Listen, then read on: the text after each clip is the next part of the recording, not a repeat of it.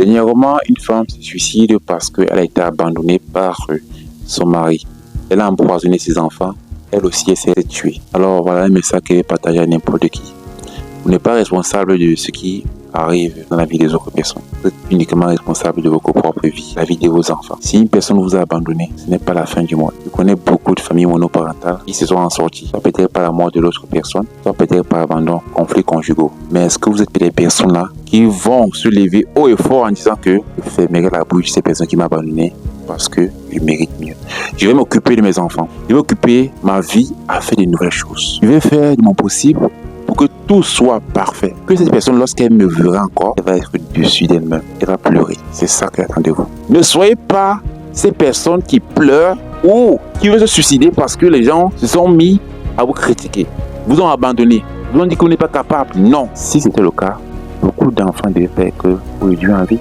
Beaucoup d'enfants ne devaient pas aujourd'hui avoir la possibilité de marcher en fait. On devait les tuer, on devait les briser, on devait les exterminer. Alors prenez cette décision-là. Prendre votre vie en main. De lutter avec les armes que la vie vous a données et de faire votre possible. Parce que lorsque je vois ma mère, encore les images de ma mère, elle partait au marché avec le pied qui fait malade, elle vomissait. Tout ça m'a donné cette rage, cette volonté-là de sortir de l'intérieur de moi quelque chose que je n'avais jamais sorti. La motivation que j'ai eue, je ne pense pas que beaucoup de choses pourraient me donner. Tu peux peut-être suivre des vidéos sur Internet. Tu peux peut-être suivre des choses de partout. Mais il y a souvent un message. Lorsqu'il touche ton cœur, il rentre plus profond de ton être.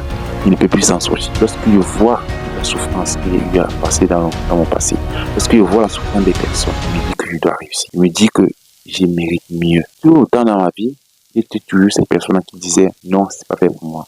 Non, je vais jamais. Non, c'est pas possible. Il était bec, pas confiant, pas sportif. Il n'avait pas la possibilité de m'exprimer facilement devant les amis, devant les camarades. Mais j'ai décidé d'apprendre. Je me suis concentré dans des années. Au moins aujourd'hui, j'ai la possibilité de sortir un mot de ma bouche.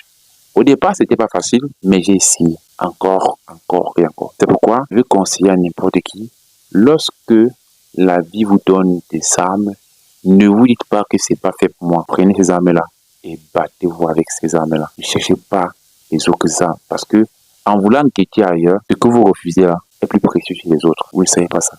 Ce que vous refusez là, pour les autres personnes, c'est précieux. Vous ne savez pas ça. Je n'ai jamais dit que j'étais une personne qui souffrait plus que les autres enfants. Jamais. J'ai dit que j'ai souffert, mais pas plus que les autres personnes.